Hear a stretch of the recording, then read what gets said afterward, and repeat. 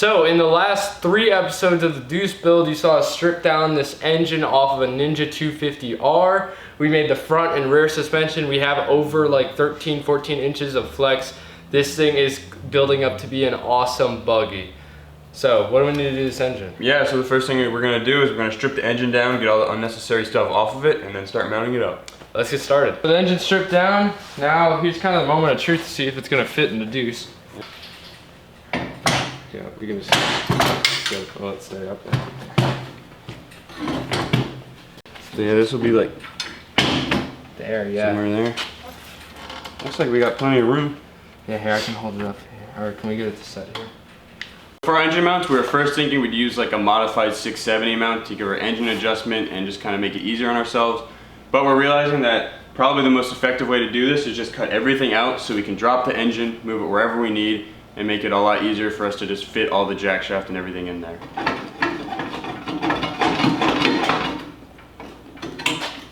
There we are. Half of it's out.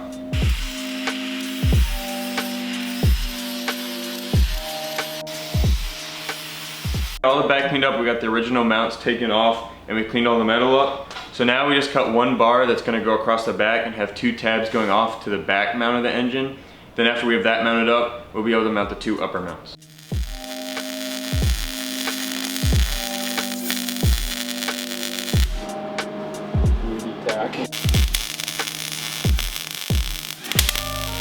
So the lower engine mounts are in now. Now we need to do some flex testing to make sure it's not gonna hit anything when we flex it out. So we're gonna do that, and if it's all good, we're gonna weld it up. Yeah, this should be perfect.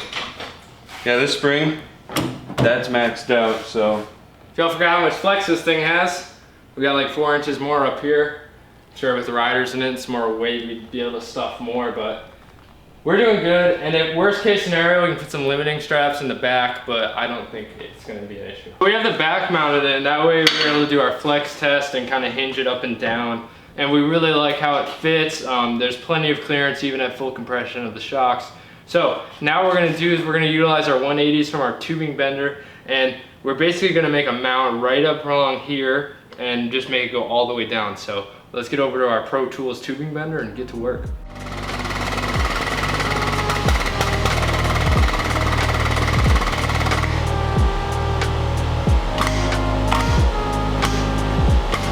Okay.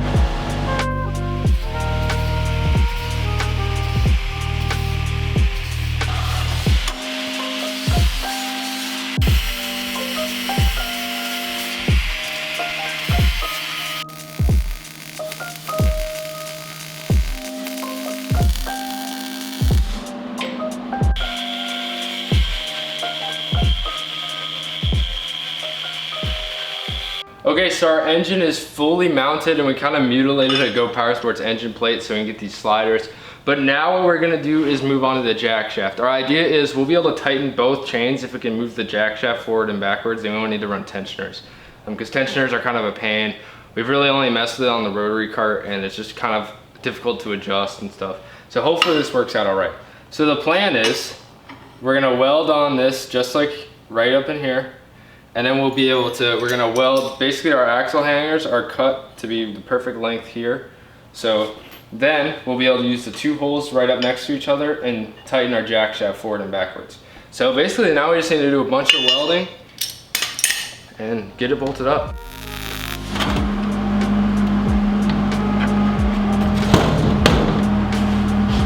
That looks sick.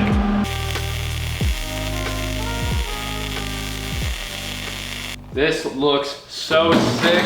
It's really nice. We used all Go Power Sports parts, so it kind of looks like, I mean, it actually looks like a part you could buy. You know what I mean? Like, it's really cool. Don't forget to check out Optrel if you're wondering where this space age helmet's coming from. So let's get this bolted on the cart and we can start mocking up our jack shaft. I mean, it really actually doesn't really get any better than this. We did have to take the stock Ninja like chain guard off because that, like the way, how close these sprockets are, that's no way ever gonna work for us. So now what we need to do is we need to go get a little hub for 40 chain, because basically we don't want to use this motorcycle chain because sprockets are harder to find.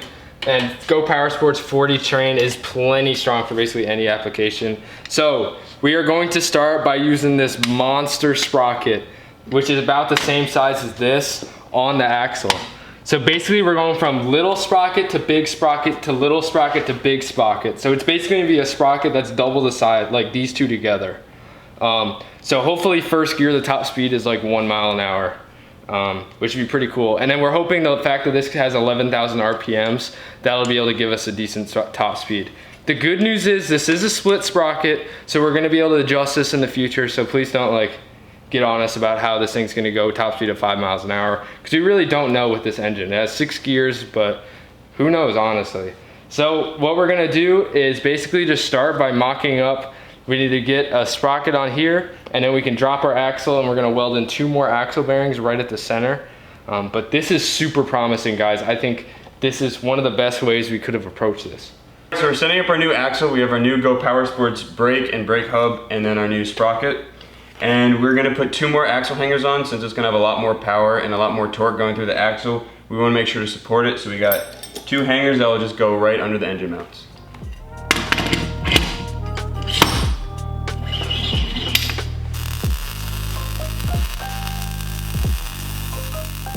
Now that our axle hangers are bolted up and good to go, now all we need to do is put the chains on and just basically roll this thing and make sure there's no binding. Hopefully we can just, the plan is we'll be able to move this back and forth and be able to tighten both chains. Hopefully one chain doesn't have considerably more slack than the other, but we should be good.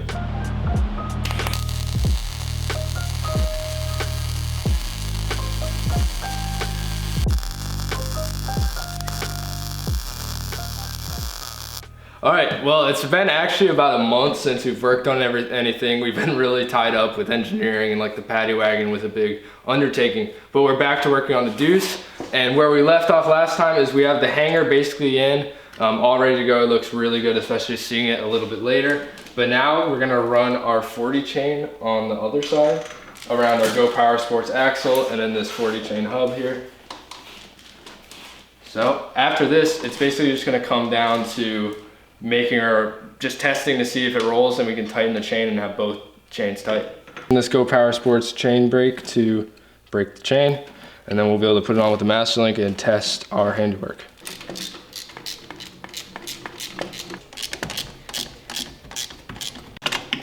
All right, so we got all the keyways in, chains are on, and now we're just tightening up our carrier, and we'll see how it rolls. Yeah, guys, this looks pretty sick. Yeah. I'm really digging the jack shaft look. I mean, as far as I can tell, there's no noises besides the tires, so. Yeah, it shouldn't seem to be binding or anything. That's a sight right there. This thing's gonna look so cool. And like we're a little bit forward on this side, but this chain has not been run and this one has, so once this one stretches, it should be pretty even and lined up really well. You can see we're slightly crooked right now, but 40 chain is pretty forgiving, especially on big sprockets. Yeah. So I think we'll be okay with, even if it just like ends up being like this. So the really only potential flaw in our design could be with these bolts wanting to slide forward.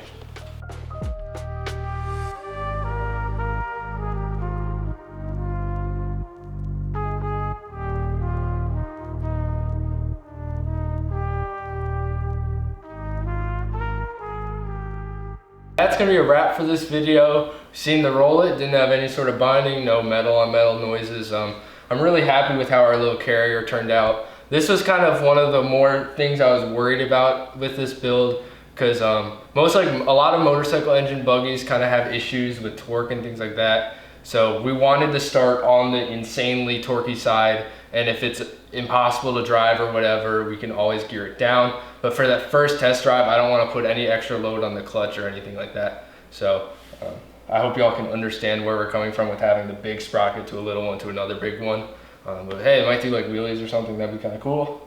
But anyways, we are super happy with this. This was one of the bigger hurdles for this build. Now that everything is there and we can see it, we can finally work on just trying to get this engine running in the frame, and then do things like clutch, shifter, all of that. This thing should be a pretty cool little monster. But I think in the next video, what we're gonna do is we're gonna lower that roof line a little bit and install our Go Power Sports racing seats. So stay tuned for that for sure. Anyways, thank you Go Power Sports. A lot of our sick bearing stuff is from Go Power Sports, and our chains, pretty much a lot of the parts we use, they're awesome.